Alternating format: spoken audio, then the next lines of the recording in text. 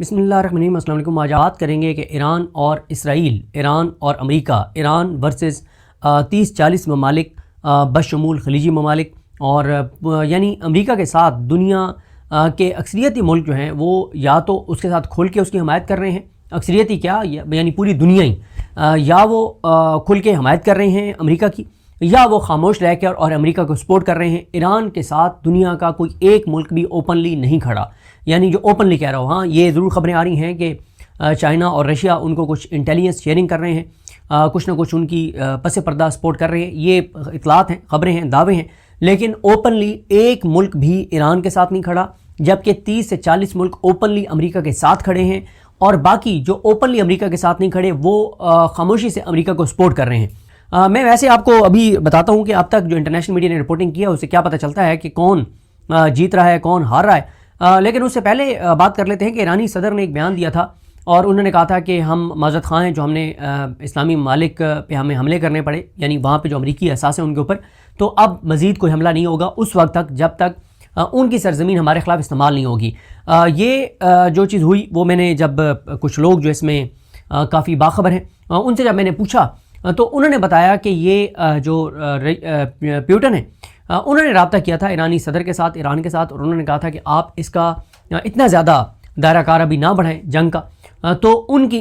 کے انوالو ہونے پر، ان کی کوششوں سے ایران نے یہ کہا کہ ٹھیک ہے، ہم خلیجی ممالک پہ ابھی مزید اٹیک نہیں کریں گے اس وقت تک جب تک وہ ان کی سرزمین سے ہمارے اوپر کوئی اٹیک نہیں ہوگا۔ لیکن اس کے ساتھ ہی ٹرمپ جو ہے اس نے ٹویٹ کر دیا اور اس نے اپنی فتح کا اعلان کر دیا۔ اس نے کہا کہ میں نے ایران کو لٹا دیا ہے، میں نے گرا دیا ہے، میں نے ایران کو یہ کر دیا، 2007 میں پہلی بار ہوا ہے ایران ہار گیا ہے خلیجی ممالک سے، یو اے ای سے، قطر سے، سعودی عرب سے، کویت سے، بحرین سے، ان سارے ملکوں سے ہار گیا ہے ایران۔ ایران نے سر تسلیم خم کر لیا ہے، ایران نے شکست تسلیم کر لیا ہے۔ جب اس نے یہ کیا تو انہوں نے کہا چلیں جی بسم اللہ کریں، پھر اس کے بعد انہوں نے اس سے زیادہ لیتھل اٹیک کیے ہیں جو وہ پہلے کر رہے تھے۔ اور اسی طرح سے کیونکہ ادھر اب ایران کے اندر جو ایک پلانٹ ہے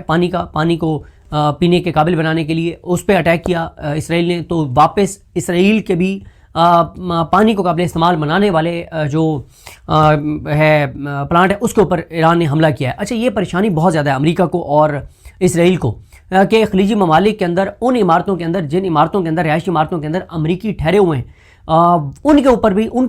کی انٹیلیجنس کیسے ایران تک پہنچ رہی ہے۔ اسی لیے شک کیا جا رہا ہے کہ ان کو یہ انٹیلیجنس رشیا اور چائنا دے رہے ہیں، کیونکہ وہ ایک چیز کا ان کو پتہ ہے کہ کب کہاں کیسے جو ہے وہ اٹیک کر رہے ہیں، اور باقی ساری چیزیں آپ کے سامنے ہیں۔ تو اب ایران جو ہے وہ بہت لیتھل اٹیک کر رہا ہے، خلیجی ممالک پہ بھی کر رہا ہے اور اسی طرح سے اسرائیل کے اوپر بھی کر رہا ہے۔ اب ہم آتے ہیں اس بات کے اوپر کہ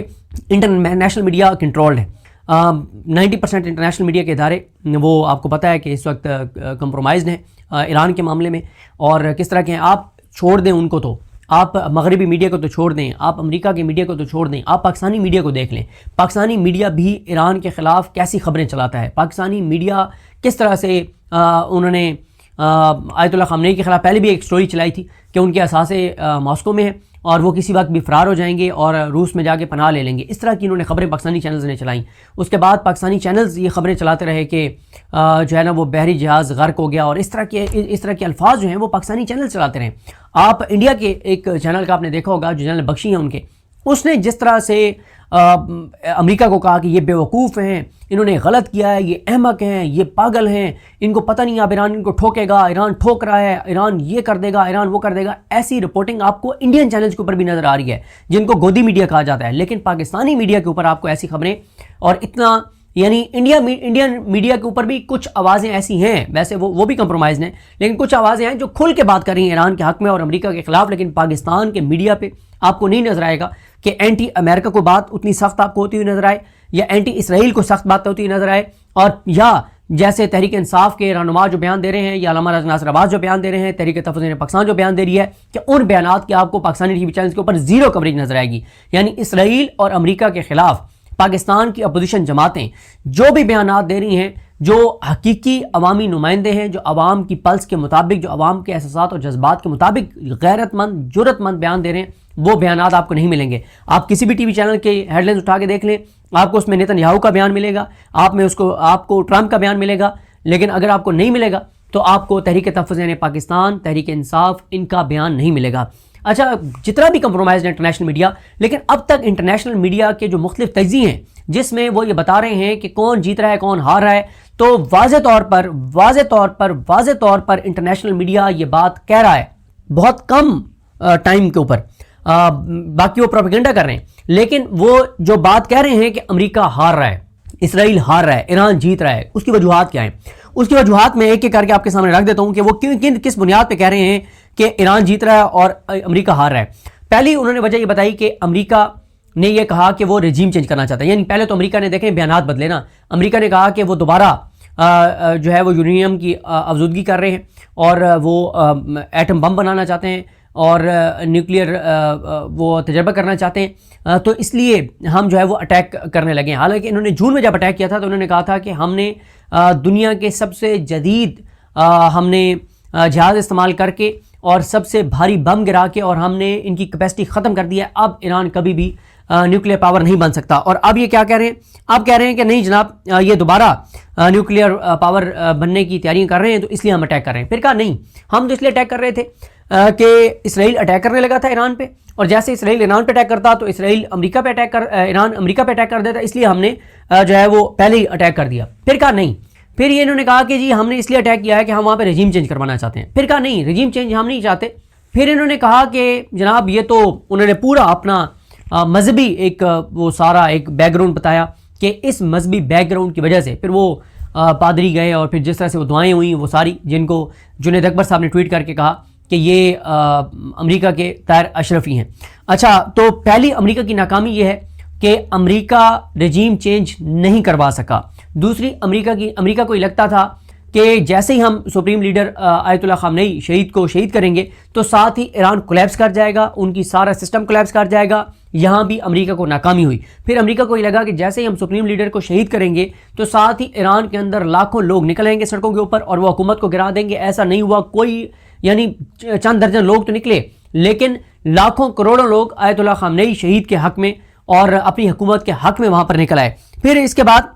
ان کا جھوٹا پروپیگنڈا ایک اور بڑھ گیا جب انہوں نے یہ کہا کہ جناب وہ آیت اللہ خامنئی وہ تو ہم ان کو ٹریس کر رہے تھے، لوکیٹ کر رہے تھے، جیسے ہمیں انٹیلیجنس ملی پتہ چلا کہ وہ کہاں پہ ہیں تو ہم نے اٹیک کر کے ان کو مار دیا۔ وہ ایک لمحے کے لیے بھی اپنے اس گھر سے، اپنی اس عمارت سے کہیں نہیں گئے تھے جس میں وہ رہ رہے تھے، ہمیشہ رہتے تھے، اور جس آفس میں وہ میٹنگ کرتے تھے اس وقت بھی وہ اپنے آفس میں میٹنگ کر رہے تھے، وہ وہاں سے گئے نہیں ہیں، جس سے یہ اندازہ ہوتا ہے کہ وہ بہت دلیر تھے، وہ بہت بہادر تھے اور وہ ڈگی میں چھپ کے کہیں نہیں گئے تھے۔ اچھا، اس کے بعد ان کو یہ اندازہ نہیں تھا کہ خلیجی ممالک پہ یعنی یو اے ای کے اوپر، قطر، بحرین، کویت، سعودی عرب، ان ملکوں کے اوپر اتنے زیادہ ایران جو ہے وہ حملے کرے گا، ان کو یہ اندازہ نہیں تھا۔ یہ بھی ان کی ایک ناکامی ہے۔ پھر اس کے بعد ان کا یہ خیال تھا کہ اگر ایران کرے گا ان کے اوپر اٹیک تو یہ ملک رسپونڈ کریں گے۔ ان ملکوں نے رسپونڈ نہیں کیا، جوابی حملہ نہیں کیا انہوں نے ایران کے اوپر۔ ہاں، وہ اپنے ملک کے اندر آنے والے میزائلوں کو، ڈرونز کو تو روک رہے ہیں، لیکن انہوں نے ایران کے اوپر کوئی حملہ نہیں کیا۔ پھر اسی طرح سے جو ایک اور بڑی ناکامی انٹرنیشنل میڈیا بتا رہا ہے وہ ہے خلیجی ممالک میں امریکہ کا لگایا گیا دفاعی نظام مکمل طور پر ناکام ہو گیا ہے۔ یعنی امریکہ کی سعودی عرب میں جو ایمبیسی ہے اس کے اوپر حملہ ہوا، آگ لگی، جو کویت میں اس کے اندر آگ لگی، جو یو اے ای میں ہے اس کے اندر آگ لگی، ان کے جو ڈیفنس سسٹمز ہیں ان کے اوپر آ کے راکٹ لگے، میزائل لگے، جہاں ان کے بیسز ہیں ان کی تمام بیسز کے اوپر حملے ہوئے، ان کے فوجی مرے، اور اب آپ دیکھ رہے ہیں کہ ان کے فوجی جو ہیں، مرے ہوئے فوجی، ان کے تابوت جو ہیں وہ امریکہ میں پہنچے ہیں، اور اس وقت امریکہ میں ان تابوتوں کے پہنچنے کے بعد اور زیادہ امریکہ کے اندر جو ہے وہ ری ایکشن آ رہا ہے ٹرمپ کے اس اقدام کے خلاف۔ اس کے بعد ایک اور جو ان کی ابھی تک جو انٹرنیشنل میڈیا بھی بتا رہا ہے وہ یہ بتا رہا ہے کہ اب امریکہ اور امریکیوں کے لیے بہت خطرہ ہے۔ اس کی وجہ یہ ہے کہ کچھ جو اہل تشیع وہ ہیں ائمہ ہیں، انہوں نے فتویٰ دے دیا امریکہ کے خلاف جہاد کا،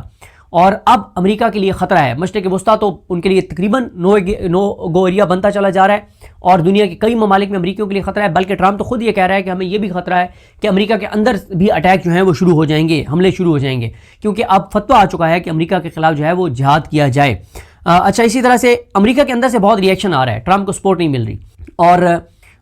صرف اب جو ہے وہ 12% لوگ ٹرمپ کو سپورٹ کر رہے ہیں۔ کوئی بھی امریکی صدر اتنے جلدی اتنا ان پاپولر نہیں ہوا جتنا ٹرمپ ہو گیا ہے، اور اب امریکہ کے اندر واضح طور پر یہ باتیں ہو رہی ہیں کہ یہ امریکہ کی جنگ نہیں تھی، یہ اسرائیل کی جنگ ہے، اور اسرائیل کی جنگ کی خاطر ٹرمپ نے امریکہ کو ہلا کر رکھ دیا ہے. جو اکانومی کے نقصان ہو رہا ہے, پوری دنیا میں جو نقصان ہو رہا ہے, جو پوری دنیا میں مہنگائی ہو رہی ہے اور جو امریکہ کے اندر مہنگائی ہو رہی ہے, اس سے ٹرمپ کی نفرت بڑھ رہی ہے. امریکہ کی نفرت جو ہے وہ باقی ملکوں میں بھی بڑھ رہی ہے. اس کے بعد ایک اور جو ناکامی اس کو ہوئی ہے ٹرمپ کو, اور جو اس کے لیے دھچکا لگا ہے, جو خلیجی ممالک ہیں انہوں نے سینکڑوں ارب ڈالر انہوں نے کمٹ کر رکھے تھے امریکہ میں انویسٹ کرنے کے لیے. اب یہ اطلاعات آ رہی ہیں کہ اب وہ شاید ان کی کیپیسٹی بھی اس طرح سے نہیں ہے جتنا ان کے اپنے ملکوں کے اندر ٹورزم کا اور باقی نقصان ہو رہا ہے. اس کو انہوں نے اس کی وجہ سے اب ان کے پاس اتنا پیسہ نہیں ہوگا, اور ہو بھی تو ان کو اب یہ نظر آ رہا ہے کہ امریکہ ان کی سیکیورٹی نہیں ہے بلکہ انسیکیورٹی ہے. جو امریکی اڈے سعودی عرب نے, یو اے ای نے, قطر نے,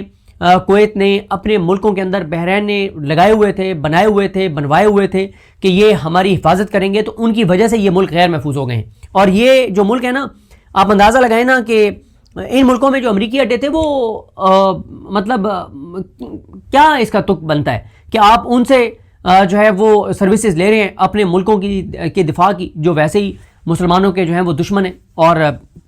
میں اب کوئی عالم دین تو نہیں ہوں, نہ میرا کوئی دین کا اتنا علم ہے, لیکن اتنا تو ہر مسلمان جانتا ہے کہ قرآن مجید بڑا واضح ہے کہ یہ یہود و نصارہ جو ہیں وہ کبھی مسلمانوں کے منہ سے نہیں ہو سکتے. لیکن مسلمان ممالک نے ان کو اپنے